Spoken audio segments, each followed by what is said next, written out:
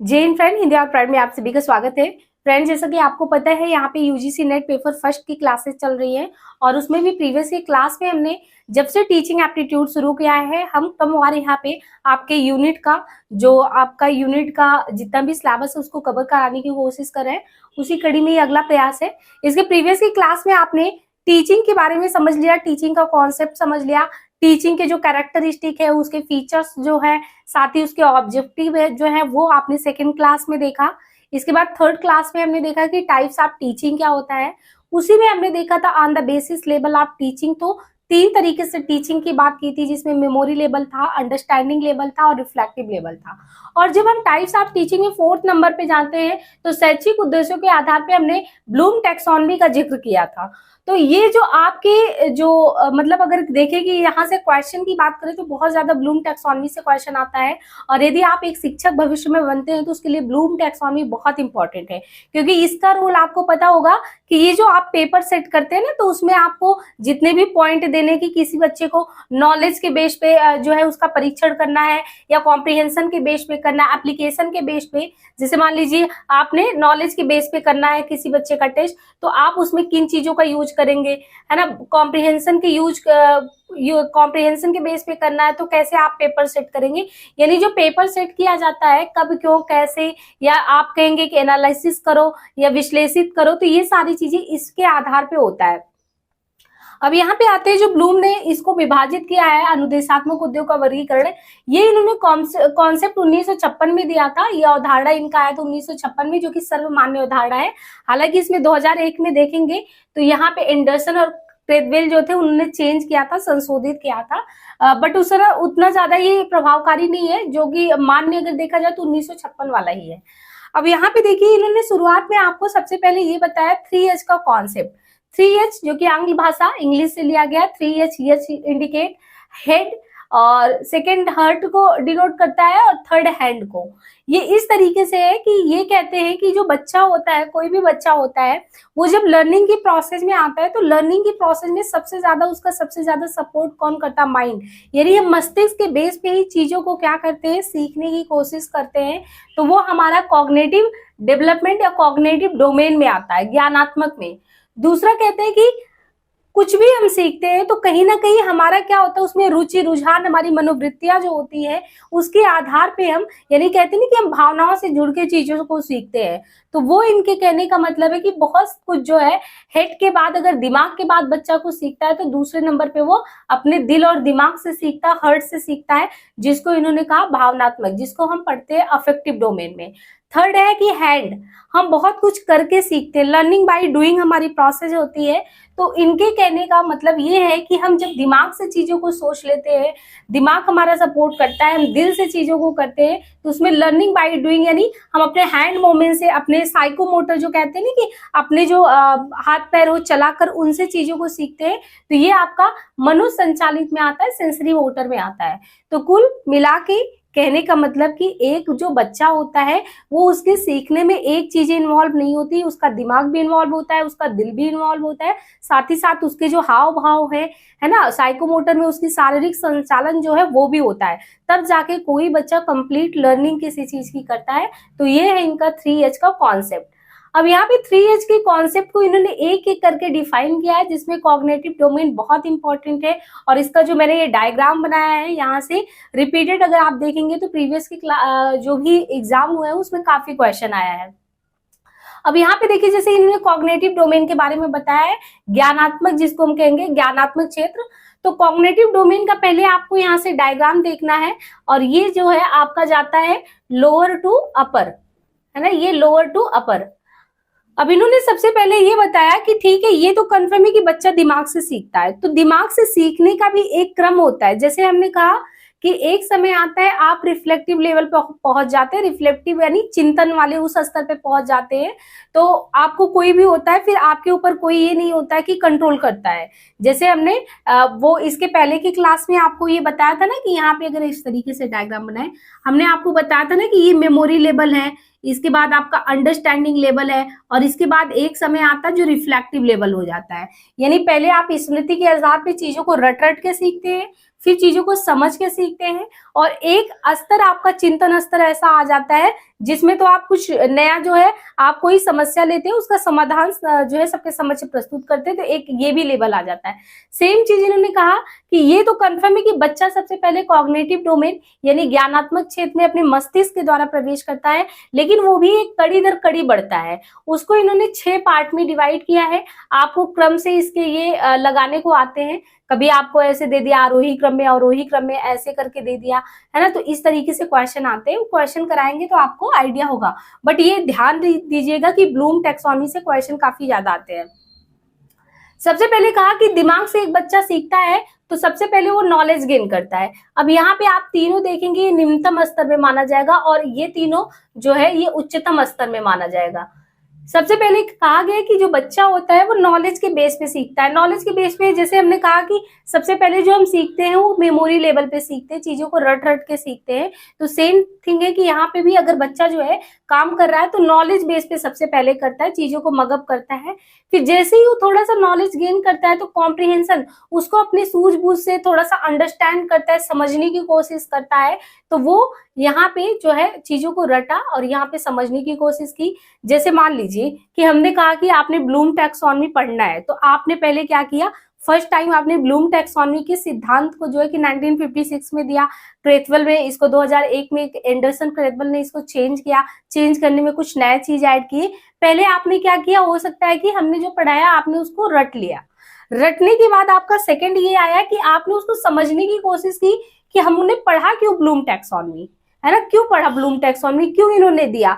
तो हमने कुछ आपको बताया कि ये शैक्षिक आधार पे इन्होंने इसलिए दिया कि जब भी आप पेपर सेट करें, एक बच्चे के लिए सेट करें, तो आपको होना चाहिए कि हमको हर एक तरीके से बच्चे को चेक करना है। तो हर एक जब चेक करते रहे बच्चे को, तो कौन से कीवर्ड को देके उसको चेक करना है। तो यहाँ पे आपने कुछ अंडरस्टैंड किया कि ठीक है इसके लिए होता है, फिर उसको आपने एप्लीकेशन किया। जैसे ही आप भविष्य में टीचर बनते हैं तो फिर आपने क्या किया, ब्लूम टैक्सोनॉमी को अप्लाई करने की कोशिश की। छोटा बच्चा है, पहले वो मतलब एक तरीके से मगअप करके चीजों को सीख रहा है, फिर अंडरस्टैंड कर रहा है। तो हमें छोटे अगर मतलब कि अगर स्मृति स्तर पे या आप कह सकते हैं कि नॉलेज के लेवल पे उसके लिए कोई क्वेश्चन बनाना है तो हम ऐसे पूछ सकते हैं। पहला क्वेश्चन यही पूछ सकते हैं, मान लीजिए हमने कहा ये मार्कर है, मार्कर किस कलर का है, मार्कर कहाँ बिकता है, तो ये कब क्यों कैसे वाला जो क्वेश्चन है आपने नॉलेज लेवल पे कर दिया। फिर अंडरस्टैंडिंग लेवल पे आपने उससे थोड़ा सा टफ क्वेश्चन बनाया। जैसे आपने देखा होगा कि छोटे बच्चे के क्लासों में कैसे बनता, फिर बढ़ते जाते तो एक समय आता आपको आलोचनात्मक मूल्यांकन करिए, समालोचनात्मक करिए, तो एक लेवल वो बढ़ता रहता है। सेम थिंग आपको ये समझ में आ गया कि ठीक है, पहले नॉलेज हो गया, फिर अंडरस्टैंड हो गया, फिर एप्लीकेशन, फिर होता है विश्लेषण, एनालिसिस करना। किसी भी चीज को अगर हम देखें कि घटकों में तोड़ के देखते हैं तो उसको हम क्या कहते हैं, उसको विश्लेषित करना। वो आपने देखा नहीं कि न्यूज वगैरह आता है, डीएनए न्यूज एनालिसिस, यानी कोई घटना घटित हुआ है और उसको आपने टुकड़े टुकड़े में तोड़ दिया कि लोगों को समझ में आए।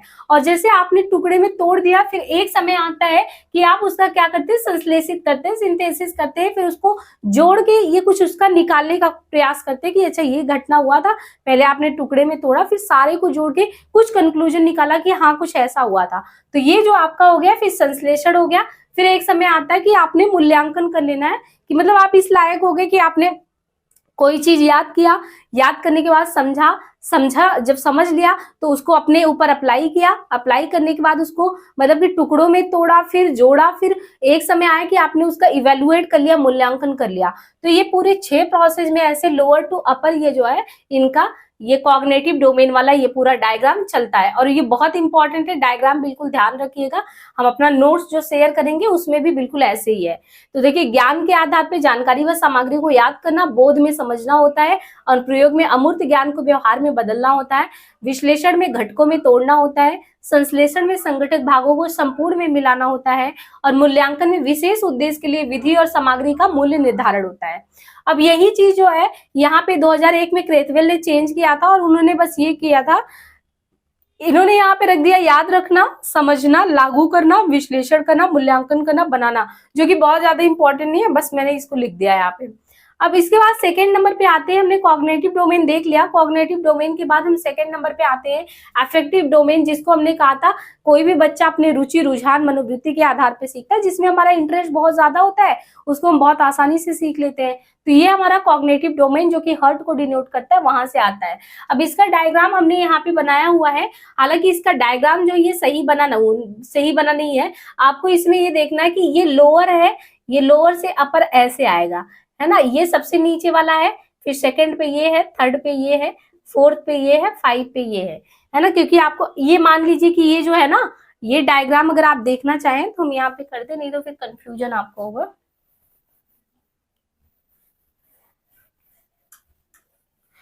देखिए वहां पे ये जो है ना, ये कुछ ऐसे सीढ़ी चढ़ना है इसमें, है ना। जैसे कोई चीज होता है हम सबसे पहले क्या करते हैं, रिसीविंग करते हैं। पहली सीढ़ी आपकी रिसीव करने की हो गई। रिसीव के बाद जैसे ही चीजों को हम रिसीव करते हैं, रिस्पॉन्ड करते हैं, है ना। रिसीव के बाद हम रिस्पॉन्ड करते हैं, कैसे, जैसे मैंने ब्लूम टैक्सोनॉमी आपको पढ़ाया, तो अभी क्लास में आप डायरेक्ट सामने तो है नहीं, लेकिन आप क्या कर सकते हैं कि आपने, जैसे हमने ये इसके बारे में बताया, आपने चीजों को रिसीव किया, रिसीव के बाद आप रिस्पॉन्ड कर सकते हैं। जैसे ही हमने जो है इस क्लास को अपलोड किया, आप रिस्पॉन्ड कर सकते हैं कि ये चीज समझ में आया, नहीं आया, जैसे भी हो आप वो कर सकते हैं। फिर थर्ड पे आ जाएगा वैल्यूइंग। वैल्यूइंग क्या होता है, ये मूल्यों से संबंधित होता है।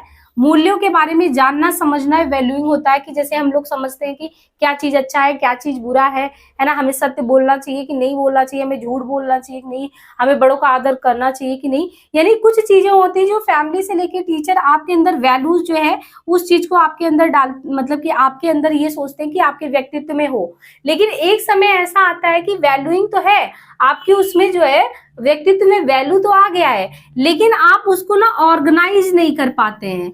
ऑर्गेनाइज मीन्स हर एक व्यक्ति का, अगर हमारे अंदर बहुत अच्छी वैल्यूज है कि हमें बड़ों का आदर करना चाहिए, पर वो पर्सन टू पर्सन चीजें वेरी करती रहती है। हो सकता है वही चीज हम सब पे अप्लाई करें, सभी का आदर कर रहे हैं, जो बहुत गलत व्यवहार कर रहा है उसका भी आदर किए जा रहे हैं। तो वो वैल्यूज पर्सन टू पर्सन वो चेंज होता रहता है। तो यहाँ पे इन्होंने जो क्या नाम है, ब्लूम ने बताया है कि पहले हम चीजों को रिसीव किए। रिसीव जैसे हमने कहा कि सत्य बोलना चाहिए, ठीक है, सत्य बोलना चाहिए, हमने रिस्पॉन्ड किया, सत्य ही बोलते रहे और ये वैल्यू हमारे व्यक्तित्व में आ भी गया। बट एक सेम टाइम पे देखिए कि हमने इस चीज को अप्लाई किया लोगों पे, तो कुछ लोगों के लिए तो ठीक था कि हमें सत्य बोलना चाहिए, बट कुछ ऐसे लोग भी मिले कि जिनके साथ अगर हम सत्य बोले तो फिर हम ही फंस जाए। तो यहाँ पे अपने वैल्यू को आपको ऑर्गेनाइज करने आ जाता है। तो ऑर्गेनाइजिंग में चीजों को कुछ भी आप जानते हो उसको ऑर्गेनाइज करने, कब किसके लिए क्या अप्लाई करना है, वो चीज इसमें आता है ऑर्गेनाइज में। इसके बाद आपका आगे यहाँ पे निरूपण, कैरेक्टराइजेशन, पांचवा है इसमें कैरेक्टराइजेशन। यानी इसको क्या है, जैसे हमने कहा कि आपको समय के साथ ये पता चल गया कि आपके वैल्यू को कब अप्लाई करना है, किसके साथ कैसे करना है। तो ये जो पांचवा आता है इसमें निरूपण, कैरेक्टराइजेशन, ये जीवन शैली व व्यवहार को अपने बदलने की इच्छा की आपको पता चल गया। वैल्यूज किसके लिए, हर एक पर्सन के लिए अलग अलग वेरी करता है, हमने उसको सिस्टमेटिक वे में ऑर्गेनाइज कर दिया, फिर अपनी जीवन शैली या व्यवहार में उसको उतार लिया।